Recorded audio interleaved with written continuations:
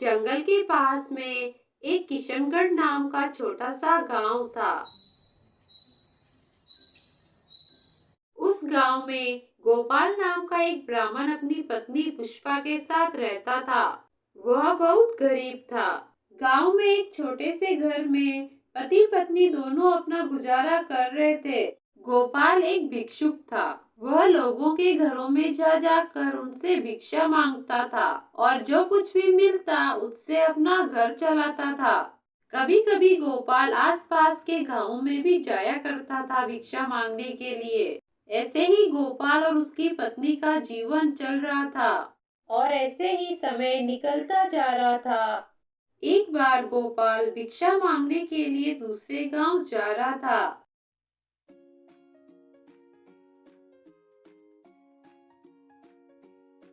रास्ते में एक घना जंगल था जिसे पार करने के बाद ही दूसरे गांव में पहुंचा जा सकता था। गोपाल चलते चलते जंगल के काफी अंदर तक चला जाता है। वहां पर एक सांप झाड़ियों में फंसा हुआ था। वो जितना बाहर निकलने की कोशिश करता है उतना ही उनमें फंसता चला जा रहा था। उसे समझ नहीं आ रहा था कि वो क्या करे, कैसे बाहर निकले। सांप बाहर निकलने की बहुत कोशिश कर रहा था। तभी उसने देखा कि एक ब्राह्मण उसी की तरफ आ रहा है। उसे आता देखकर सांप मन ही मन में बड़ा खुश हुआ और उसे अपने बचने के आसार नजर आए। जैसे ही वह ब्राह्मण सांप के पास आया, तब सांप ने कहा, हे इंसान, मुझे यहाँ से बाहर निकालो, मेरी सहायता करो। ये कांटे मेरे शरीर में चुभ रहे हैं। कृपया करके मेरी मदद करो और मुझे यहाँ से बाहर निकालो। नहीं नहीं, मैं तुम्हारी सहायता नहीं कर सकता। यदि मैंने तुम्हें यहाँ से बाहर निकाला तो तुम मुझे डस लोगे। अगर तुमने मेरी सहायता नहीं की तो मैं ऐसे ही मर जाऊंगा। मेरा विश्वास करो, मैं तुम्हें नहीं डसूंगा। पहले तो गोपाल डर गया, लेकिन जब उसने सांप की ऐसी हालत देखी तो उसे सांप पर दया आ गई और उसने सांप को बचाने का फैसला किया। ठीक है, मैं तुम्हारी मदद अवश्य करूंगा, लेकिन तुम भी एक बात कहो। यदि मैं तुम्हारे साथ भलाई करूं, तुम उसका जवाब बुराई से नहीं दोगे। मतलब मैं तुम्हारी सहायता करूं तो तुम मुझे नहीं डसोगे। हे इंसान, तुम मुझ पर विश्वास करो, मैं तुम्हें नहीं डसूंगा। बस तुम जल्दी से इन लकड़ियों को मेरे शरीर के ऊपर से हटा दो। फिर ब्राह्मण ने सांप को कांटों और लकड़ियों के बीच में से बाहर निकाला। जैसे ही सांप आजाद हुआ, वो खुश हुआ और ब्राह्मण की तरफ बढ़ा उसे डसने के लिए। ये क्या कर रहे हो तुम? मैंने तुम्हारी सहायता की, तुम्हें कांटों से बाहर निकाला और तुम मुझे ही डसना चाहते हो।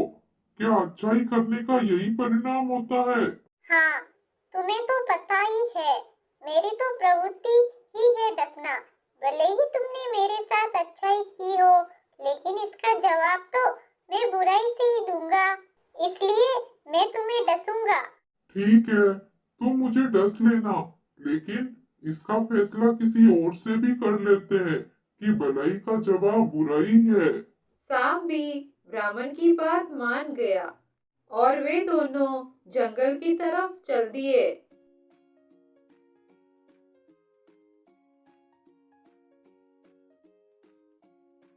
थोड़ा आगे जाने पर जंगल में उन्हें एक भैंस दिखाई दी जो मैदान की घास चर रही थी। तब सांप ने सारी बात भैंस को बताई। हाँ, तुम सही कह रहे हो। भलाई का जवाब बुराई है। जब तक मैं दूध देती थी, तब तक मेरा मालिक मेरी बहुत सेवा करता था। जब मैंने दूध देना बंद कर दिया, तब उसने मुझे घर से बाहर निकाल दिया। इतना कहकर भैंस वहां से चली गई। देखा, मैंने कहा था ना, भलाई का जवाब बुराई है। अब तो तुमने अपने कानों से सुना है, इसलिए अब मैं तुम्हें डसूंगा। अब मरने के लिए तैयार हो जाओ। केवल एक जानवर के कह देने से तुम सही साबित नहीं होते हो। मुझे और दूसरे जानवरों की भी राय लेनी है, तभी मैं मानूंगा कि भलाई का जवाब बुराई है।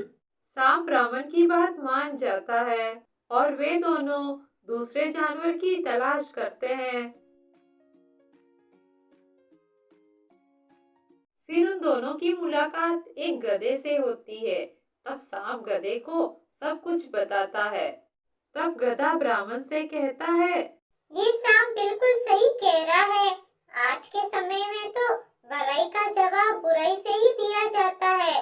जब मैं जवान था तब माली के पास मैं बोझ ढोने का काम किया करता था, लेकिन जब बूढ़ा हो गया तब दूध में से मक्खी की तरह मालिक ने मुझे अपने घर से निकाल फेंका। फिर गधा वहाँ से चला गया। क्यों? अब तो तुम्हें विश्वास हो गया कि भलाई का जवाब बुराई से ही दिया जाता है। अब सांप जैसे ही ब्राह्मण को डसने वाला था, तब ब्राह्मण ने एक आखिरी मौका सांप से मांगा। सांप भी तैयार हो गया, क्योंकि दो का निर्णय तो उसके हक में आ चुका था। इसलिए उसने ब्राह्मण को एक आखिरी मौका दिया। फिर वे दोनों एक सियार के पास पहुंचे। सियार अपनी गुफा के बाहर खड़ा था। ब्राह्मण ने सियार को सारी बात बताई। देखो ना सियार, ये दुष्ट सांप मुझे डसना चाहता है, जबकि मैंने तो इसकी जान बचाई है। मुझे सारी बात विस्तार से बताओ, तभी मैं कुछ कह सकूंगा। ये सांप झाड़ियों में फंसा हुआ था, लगभग मरने की हालत में था। जंगल में किसी ने भी इसकी पुकार नहीं सुनी। फिर मैंने इसकी पुकार सुनी और इसे उन झाड़ियों से बाहर निकाला, और अब ये मुझे ही डसना चाहता है। क्या भलाई करने का यही परिणाम मिलता है? हाँ, भलाई का जवाब बुरा ही होता है। मैं एक इंसान की वजह से ही उन कांटों में फंस गया था। जब तक मैं इसे नहीं डसूंगा, मुझे आराम नहीं मिलेगा। ठीक है, ठीक है। मैं सारे हालात को अच्छे से जाने बिना कोई निर्णय नहीं ले सकता। मुझे उस जगह पर ले चलो जहाँ सांप कांटों में फंसा हुआ था। मैं देखना चाहता हूँ तुमने किस तरह उसे कांटों से बाहर निकाला। सियार बहुत होशियार था। उसे सांप की चालाकी समझ आ गई। फिर तीनों जन उस जगह पर पहुंचे जहाँ पर सांप कांटों में फंसा हुआ था। सियार ने ब्राह्मण से कहा, अब तुम इस सांप को मेरे सामने इन कांटों में फेंक दो और फिर इसे बाहर निकालो। मैं देखना चाहता हूँ तुमने किस तरह इसकी जान बचाई।